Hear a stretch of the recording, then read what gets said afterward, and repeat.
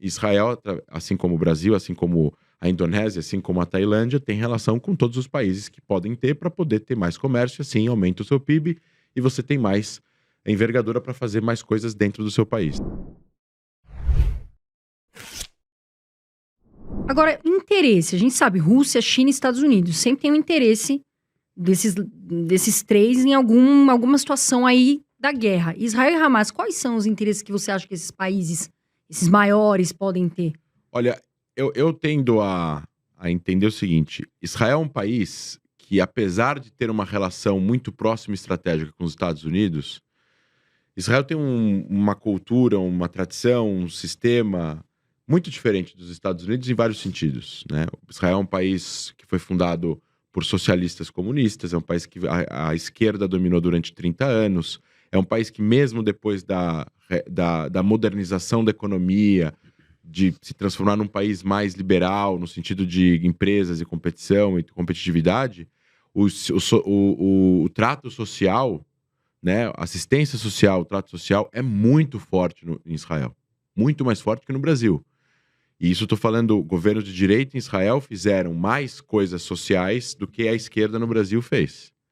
No sentido de diminuir valores, de diminuição de impostos, no sentido de para populações mais carentes, eu estou falando de aumento de impostos de pessoas que têm mais dinheiro, aumento de impostos de IPTU para quem tem mais de 3 apartamentos e usa como especulação, o apartamento fica vazio, para subir o preço, porque é caríssimo o apartamento em Israel, para metro quadrado. Então você tem um monte de medidas, eles limitam o valor de bônus que diretores gerais de banco podem ganhar, porque se o diretor do banco ganha, sei lá, ele ganha 500 milhões num ano de bônus, ele está ganhando em detrimento do quê? De juros na população.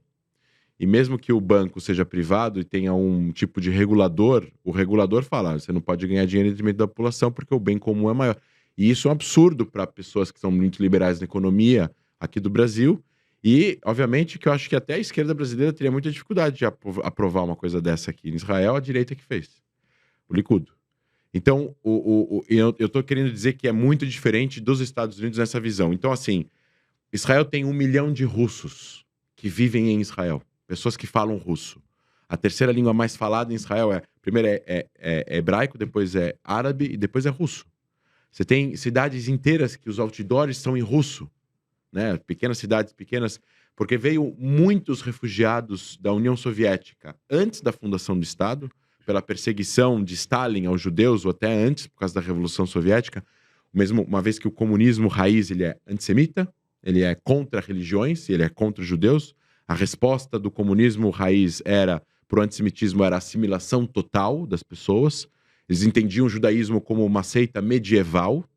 Então, os judeus não podem mais ser judeus, eles precisam ser outra coisa. Eles precisam se, entre aspas, modernizar. Então, muitos judeus fugiram de lá. E depois, os judeus, depois que acaba a União Soviética, eles fogem. Em 89 e 90, vem um monte de gente da Ucrânia, dos antigos países da União Soviética e da própria Rússia, vão para Israel como lar nacional do povo judeu e fugidos porque eles não podiam sair do país, né, até o fim da União Soviética. Você tem isso em relação à Rússia. Então, existe uma relação com a Rússia. Existe uma comunidade judaica na Rússia maior que a do Brasil. Existe uma relação da Rússia com pessoas que lutaram no Exército Vermelho contra Hitler, que depois foram para Israel. Tem até uma história de que o Putin tinha uma professora judia, que ela se aposentou, ela foi para Israel, ele comprou um apartamento para ela morar lá até ela falecer. Então tem umas histórias assim. China. China é um país que tem tanto China quanto Rússia, eles têm uma questão anti-americana. É a questão do mundo multipolar. Não é os Estados Unidos que tem que liderar, não é os Estados Unidos que tem que ser a polícia do mundo, não é os Estados Unidos que tem que fazer todos os acordos. Nós também somos importantes e a gente precisa dividir essa responsabilidade com os Estados Unidos. A maior parte do mundo livre entende os Estados Unidos como o líder do mundo livre, uma vez que a China e a Rússia não são livres. Faz sentido. Agora, os países são pragmáticos e trabalham através de interesses nacionais. Israel, assim como o Brasil, assim como a Indonésia, assim como a Tailândia, tem relação com todos os países que podem ter para poder ter mais comércio, assim aumenta o seu PIB e você tem mais envergadura para fazer mais coisas dentro do seu país. A China tem ótimas relações com Israel, mas ótimas relações com o Irã, e ótimas relações com a Rússia, e ótimas relações com a Coreia do Norte, entendeu? Então, assim, a China investiu dinheiro em Israel, a China comprou o porto de Haifa, a China tem um monte de empresas de startup, a China tem milhares de israelenses que investem dinheiro na China, em startups, em comércio e fábricas de coisas e tal. Então tem uma relação boa. E os chineses respeitam muito a cultura judaica e os israelenses. Ao mesmo tempo, a China tem que se colocar sempre de uma certa forma antagônica aos Estados Unidos, porque os interesses dos Estados Unidos são contra os interesses chineses. Então, muitas vezes que a China vota, não é que ela está votando contra Israel na ONU, ela está votando contra os Estados Unidos. Mas não necessariamente é um voto contra Israel por motivos ideológicos. Então, a China, ela se orgulha que ela tem relação com todo mundo e ela tem uma boa relação com Israel. Não é que ela vem com... A China é muito menos agressiva em relação a Israel do que o Catar, por exemplo. O Catar já é diferente. O Catar é um país árabe, muito pequeno, de 300 mil pessoas, isolado, né? Ele tem 1 milhão e poucos de habitantes que são foreign workers, né? Trabalhadores estrangeiros. Ele está lá. Ele tem uma fronteira única terrestre com a Arábia Saudita. E ele quer relevância. E qual é a relevância no mundo árabe? Tem vários assuntos. Religião, tem política, tem social, tem dinheiro. É um país pequeno. Então ele não vai ter mais dinheiro que a Arábia Saudita e que outros países maiores. Mas ele tem muito gás. Então ele transforma aquilo ali numa Dubai, né? Doha, né?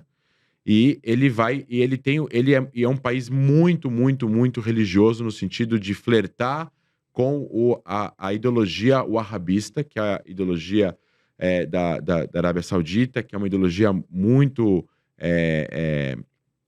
densa religiosamente falando, conversa com grupos populares religiosos, gosta muito da Irmandade Muçulmana, logo tem uma relação com o Hamas. O Hamas é um derivado da Irmandade Muçulmana Egípcia, que é um grupo da década de 30. E então, assim, eles conversam, eles gostam de conversar com esses grupos. E aí o Catar tomou 3 decisões. Relações de dependência, além dessas relações de dependência com grupos, conversar com os grupos populares e ter uma política externa independente da linha, ou até mesmo de como a curva vai naquela região. Então, se a Arábia Saudita vai para uma curva, não necessariamente o Catar precisa ir. Se os Emirados Árabes vão para uma curva, não necessariamente eles vão ir. E o Catar entende que, para poder ser relevante no Oriente Médio e no mundo árabe, o assunto árabe-israelense, ele é um dos principais, centrais assuntos do coração do mundo árabe. E se ele é relevante nesse assunto, ele vai ser relevante no mundo árabe. O que ele faz? Quando o Hamas toma o poder, ele passa a financiar o Hamas. Quando o Hamas é expulso da Síria em 2010, porque o escritório internacional do Hamas ficava na Síria, começa a guerra civil na Síria, e a Irmandade Muçulmana se desentende com o Assad, que é alauíta, não é muçulmano sunita. Então, o Hamas sai da Síria, brevemente na Turquia, e vai para Ankara e vai para Doha. E passa a receber... o Doha passa a ser o host, o anfitrião do Hamas internacional. A liderança política, histórica, mais velha e tudo mais. A galera mais de 60 anos está lá. E ao ser o anfitrião do Hamas, eles passam a ter envergadura e influência sobre o Hamas. E o que está acontecendo agora nas negociações? Tudo passa pelo Catar. O Catar virou quem conversa com os Estados Unidos, com Israel, com o Canadá, com a França, com a Alemanha, uma conversa com o Hamas, com o Irã, com o Talibã e com os outros. Fica ali intermediando. Então ele está no meio. E ele tem essa relevância dá poder, dá status, dá relevância internacional. Todo mundo agora sabe que o Catar é o endereço para resolver a crise dos reféns. O chefe do Mossad do Serviço Secreto de Israel está em Doha agora negociando a lista final, que já foi autorizada, parece que há poucas horas atrás. Enfim, você tem toda uma estrutura de um país de 300 mil pessoas. Eles criaram a Al Jazeera, que é um canal que custa 20 bilhões de dólares por ano para eles, que é um canal em árabe super conservador no sentido religioso, uma coisa muito mais tradicional dentro do Oriente Médio. E, ao mesmo tempo, você tem a Al Jazeera América, ou seja, Jazeera English, que é super progressista no sentido de pautas identitárias, traz questões de preconceitos, racismos, que é super interessante dentro dos países.